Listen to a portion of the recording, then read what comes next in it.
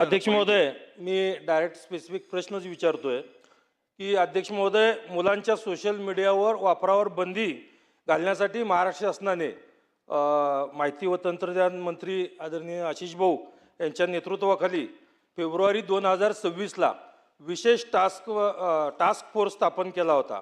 या टास्क फोर्सच्या प्राथमिक निष्कर्ष काय आहे आणि त्यांच्या शिफारशीची अंमलबजावणी चालू शैक्षणिक वर्षापासून म्हणजे या वर्षापासून सुरू होणार का? गेमिंग कंपन्यांवर नियंत्रण मिळवण्यासाठी आणि मुलांच्या गेमिंग वेळेवर डेली टाइम लिमिट लावण्याबाबत शासन केंद्र सरकारकडे काय पाठपुरावा करत आहे का?